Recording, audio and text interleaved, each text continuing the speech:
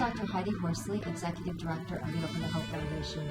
I'm here today with Lynne DeSpelder, who is a leader in the field of grief and loss. She is a professor of psychology, counselor, and co-author of the groundbreaking book, The Last Dance: Encountering Death and Dying, now in its 8th edition. Question 1 for you. What is The Last Dance?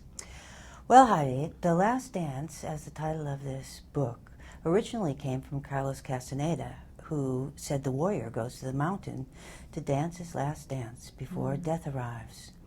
So, in essence, the core of our book, I've written it with Albert Lee Strickland, the core of our book is composed of information about attitudes towards death, including how people use language, how children learn about death, and how adults process children's death experiences.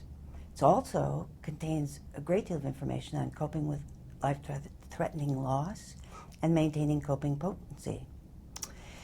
We focus as well on survivors and the experience of loss and grief.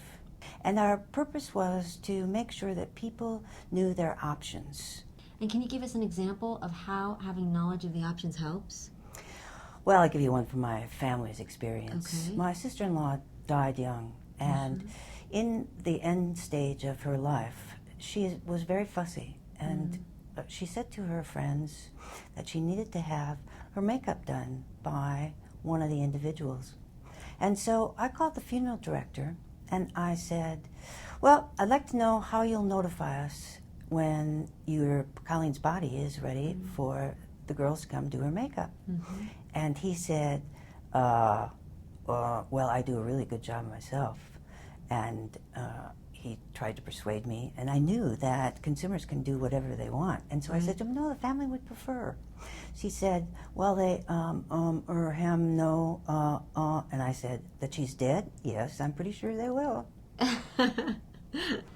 So I understand that The Last Dance: Encountering Death and Dying is published in several languages, and like I said, it's on its 8th edition. What can you tell us about your new edition in China? This is really fascinating, Heidi.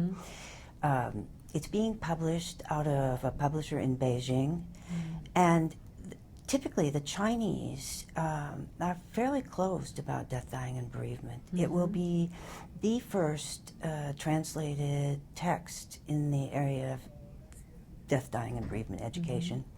And it's almost as if it's being published on the anniversary of the Sichuan earthquake. Oh, wow. And it's almost as if that crack in the earth opened up a crack in the area of providing information on death, dying, and bereavement. It's almost as if the death education movement will be starting in China. Okay, well, Lynne, it's been wonderful to talk to you.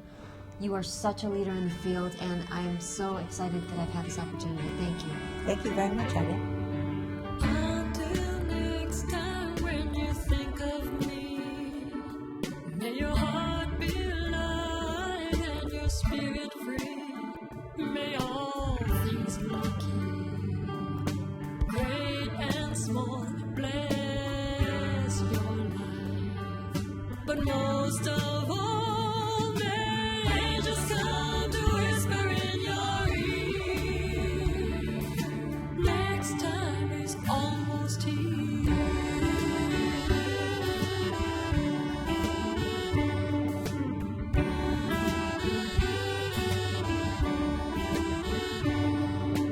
Until next time, may you trust in fate. You know good things always come to those who wait. Just like the ocean reaches for the shore, my thoughts can touch you. Just like before.